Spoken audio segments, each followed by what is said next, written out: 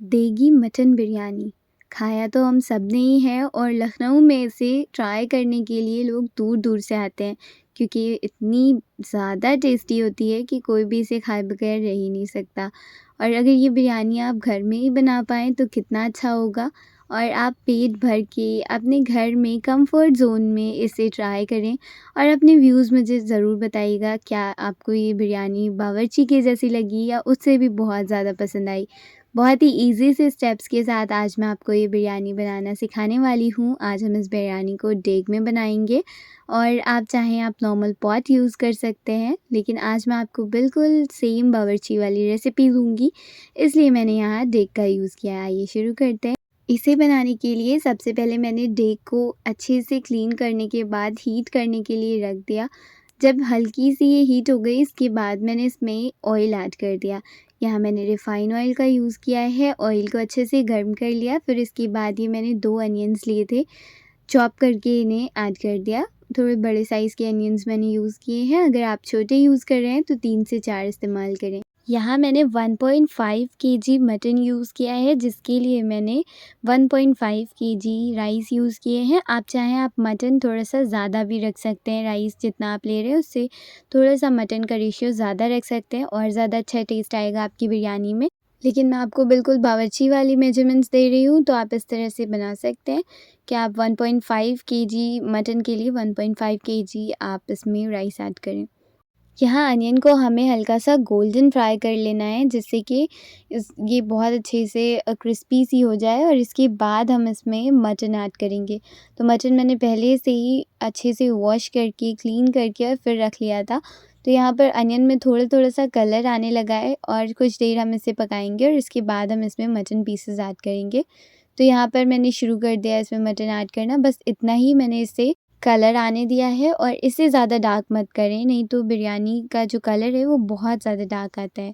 तो बस आपने इसे गोल्डन फ्राई करना है, उसके बाद आप इसमें अपना जो भी गोश्त आप यूज़ कर रहे हैं आप उसे इसमें डाल दें और सारी चीज़ों की अब हमें करनी है भुनाई। तो हमें इसे खूब अच्छे से चला लेना है और चलाते हुए इसकी खूब भुनाई करनी है। तो यहाँ पर थोड़ा-सा पानी भी रिलीज़ होगा मटन में से और ऐसे में आपको इसे ओपन करके ही पकाना है और इसे कवर ना करें तो बेहतर है। जिस तरह से हम बाकी यख़नी तैयार करते हैं सेम वैसे ही बनाना है। इसकी बुनाई करते साथ ही हम इसमें ये कर्ड ऐड कर देंगे। फ्रेश कर्ड मैं यहाँ पर यूज़ कर रही हूँ और यहाँ मैंने इसमें तकरीबन 150 ग्राम्स दही ऐड किया है। बस अब सारी चीज़ों को कर लेना है अच्छे से मिक्स और जब हम इसमें दही ऐड करते हैं तो इसमें काफ़ी सारा पानी रिलीज़ होता है। तो आपने बहुत अच्छे से इसे मिक्स करना है और इसी तरह से इसे फ्राई करना है। 4 से 5 मिनट तक मैंने इसकी अच्छे से भुनाई कर ली और इसके बाद इसमें ये कुछ मसाले मैं ऐड कर रही हूँ, जिसमें मैंने red chilli powder, salt, cloves, bay leaves, black cardamom, green cardamom and इसके साथ में ही एक सिनेमन स्टिक का पीस भी इसमें ऐड कर दिया है और इन सारी चीज़ों को अच्छे से कर लेना है मिक्स। तो यहाँ पर मैंने इसमें लौंग, इलायची, बड़ी इलायची और तेज़पत्ता, इसके साथ में ही रेड चिली पाउडर और सॉल्ट यूज़ किया है। इसके साथ में ही मैंने इसमें एक दालचीनी का पीस भी ऐड कर दिया था। अब सारी चीज़ों को हमें इसे अच्छे से मिक्स कर देने के बाद इसे कवर कर देंगे और कवर करने के बाद आपने इसे अच्छे से जब तक गोश्त हमारा सॉफ्ट नहीं हो जाता और गल नहीं जाता तब तक कि हमें इसे इस तरह से ही कवर करके कुक करना है। इसकी कुछ देर बाद जब मैंने इसे ओपन किया तो यहाँ आप देखेंगे कि जो हमारा गोश्त है ये बिल्कुल डन है। ऑलमोस्ट 95% तक कि ये गोश्त हमारा बिल्कुल अच्छे से कुक हो चुका है एंड बस इतना ही हमें इसे पकाना है। अगर हम बहुत ज़्यादा इसे ओवर कुक कर देते हैं कई बार तो फिर हमें चावल में बोटियाँ ढूँढनी पड़ती हैं, मिलती नहीं है जल्दी क्योंकि सारा जो है इधर-उधर स्प्रेड हो जाता है और सारी जो बोटियाँ हैं वो टूट जाती हैं। तो इसलिए यहाँ पर आपने इसका ध्यान रखना है। बस अभी ऐसा है कि हम हल्का-सा प्रेशर देकर इसे इस तरह से तोड़ पा रहे हैं। बस ऐसे ही हमें ये चाहिए, बहुत ज़्यादा आपने इसे यहाँ पर ही कुक नहीं करना है। तो ये देख सकते हैं मैंने आपको थोड़ा-सा इसे अलग करके दिखाया। कुछ-कुछ बोटियाँ जो है हमारी वो काफ़ी ज़्यादा सॉफ्ट हो चुकी हैं। बहुत नहीं, बस हल्का जिस तरह से हमें चाहिए इस तरह से कंप्लीटली डन है।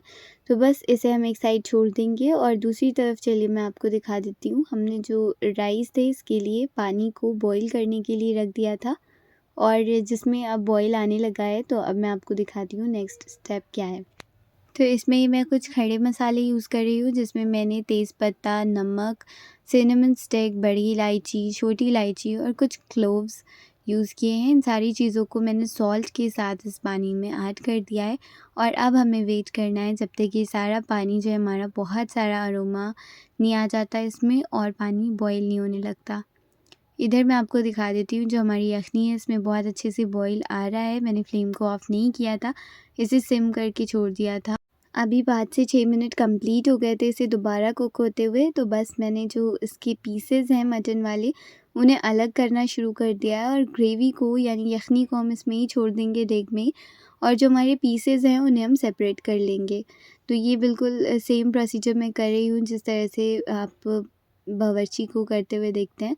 तो बस उस तरह से ही आपने इसमें जितने भी पीसेस हैं उन्हें अलग कर लेना है और यखनी को सिर्फ़ इसमें छोड़ देना है और जो बिल्कुल जुदा हड्डियाँ हैं उन्हें भी आपने हटा देना है इस स्टेज पर, क्योंकि फिर उनका आगे कोई काम नहीं है चावल के साथ। इसलिए अगर कोई हड्डी वग़ैरह हो इसमें तो आप उसको इस स्टेज पर ही क्लीन कर सकते हैं। सारी ही चीज़ें जो भी खड़े मसाले वग़ैरह थे सब मैंने रिमूव कर दिया और इसके बाद मैंने इस यखनी में ऐड कर दिया है मिल्क। तो आपने इसमें 200 ml मिल्क ऐड कर देना है और अच्छे से कर देना है इसे मिक्स। तो मैंने इस तरह से डालकर अच्छे से कर दिया इसे मिक्स और इसके बाद ये जो यखनी है हमारी इसमें कुछ ड्रॉप्स हम ऐड कर देंगे इस ईत्र की, इसके साथ में ही हम इसमें केवड़ा वाटर ऐड करेंगे। तो दोनों ही चीज़ों को आपने डालकर अच्छे से कर देना है ऐसे मिक्स और उम्मीद करती हूँ आपको अभी तक की रेसिपी बहुत आसानी के साथ समझ आई होगी। अगर कुछ भी आपको नहीं समझ आता तो आप मुझसे नीचे कमेंट्स में ज़रूर पूछिएगा, इंशाल्लाह मैं रिप्लाई करूँगी। एंड ये केवड़ा वाटर जो था मैंने इसे भी डाल दिया, सारी चीज़ों को करेंगे अच्छे से और अब हम फ्लेम को बिल्कुल ऑफ़ कर देंगे और इसे कवर करके एक साइड छोड़ देंगे और वेट करेंगे जब तक हमारे चावल अच्छे से बॉयल नहीं हो जाते। तो अब हम वापस इस तरफ तब आएँगे जब सारे ही स्टेप्स हमारे कंप्लीट हो जाएँगे। तो मैंने इसे इस तरह से कवर कर दिया और चलते हैं हम अपने राइस की तरफ। तो यहाँ आप देख सकते हैं पानी में कितने अच्छे से बॉयल आ रहा है, बस इस तरह से बॉयल होता हुआ पानी होना चाहिए और तब हम इसमें ऐड करेंगे चावल, जिसे मैंने 45 मिनट्स पहले अराउंड सोक करके रख दिया था। अगर आप मिनिमम इसे सोक कर रहे हैं तो एट लीस्ट आप इसे 25 मिनट्स के लिए सोक करें और मैक्सिमम आप इसे 45 मिनट्स के लिए सोक करें, इससे ज़्यादा सोक ना करें। अदरवाइज़ राइस बहुत ज़्यादा मैशी से बनते हैं और बहुत ज़्यादा पानी क्योंकि वो पहले से ही अब्ज़ॉर्ब कर चुके होते हैं। तो बहुत एक अच्छी बात है कि आप राइस को मिनिमम 25 मिनट्स के लिए सोक करें एंड मैक्सिमम आप इसे 45 मिनट्स के लिए सोक करें। तो यहाँ पर जो हमारी यखनी थी ये थोड़ी-सी ठंडी हो गई थी, तो बस मैंने इसमें ये बिरयानी मसाला पाउडर ऐड कर दिया है, जिसमें मैंने जावित्री और ग्रीन वाला जो कार्डमम होता है उसे दोनों को अच्छे से ग्राइंड करके एक पाउडर बना लिया था इक्वल क्वांटिटी में लेकर और उस पाउडर को मैंने यहाँ पर इसमें ऐड करके फिर से इसे कवर कर दिया।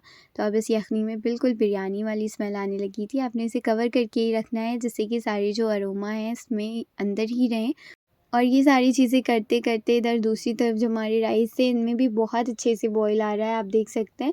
तो कुछ ज़्यादा ही ओवरफ्लो हो रहे थे, तो बस अब मैं इसे सीव कर दूँगी और जो इसका पानी है उसे बिल्कुल अलग कर देना है और राइस को अलग कर लेना है। तो यहाँ एक स्ट्रेनर की हेल्प से मैं पानी को बिल्कुल हटा दूँगी और यहाँ पर राइस को हमें अलग कर लेना है। और ये प्रोसेस बहुत जल्दी करना है क्योंकि पानी बहुत गर्म है और ऐसे में अगर हम फ्लेम को ऑफ़ भी कर देते हैं तो भी जो नीचे वाले राइस रह जाते हैं उनमें बहुत ज़्यादा हीट की वजह से वो और ज़्यादा कुक हो जाते हैं। कई बार ओवर कुक होने की वजह से वो मैशी से या स्टिकी से हो जाते हैं। तो यहाँ पर मैंने इन राइस को 2 अलग-अलग चीज़ों में रखा है और इसके बाद ये जो हमारी यखनी थी इस तरफ हम चलते हैं और ये हमारे राइस जो हैं इन्हें हम दोनों को इसमें डाल देंगे। तो एक-एक करके हम यहाँ पर इसमें दोनों राइस ऐड कर देंगे और इस स्टेज पर अगर आप चाहें तो राइस ऐड करने से पहले ये बे लीव्स वगैरह जो हैं उन्हें रिमूव कर सकते हैं। मैंने नहीं किया है, अगर आप चाहें तो आप कर सकते हैं। तो ये जितने भी राइस थे इन्हें सारे मैंने इस यखनी के साथ ऐड कर दिए और इसे मिक्स नहीं करना है क्योंकि अगर आप मिक्स कर देंगे तो सारे कलर्स जो हैं वो सारे राइस पर आ जाएंगे और ऐसे में जो यखनी है उसका कलर आने की वजह से राइस वाइट नहीं रहेंगे और आई थिंक कुछ खिचड़ी जैसा इसमें कलर आएगा।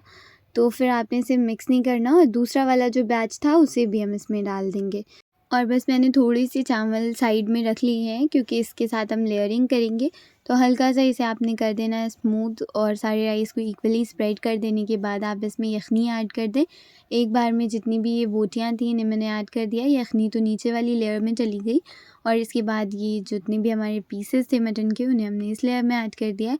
और इसको थोड़ा-सा स्प्रेड कर देने के बाद आप जो राइस हैं हमारे लेफ़्ट ओवर उन्हें भी डाल देंगे। और इन सारी चीज़ों को करने के बाद हम इसमें फ़ूड कलर का यूज़ करेंगे।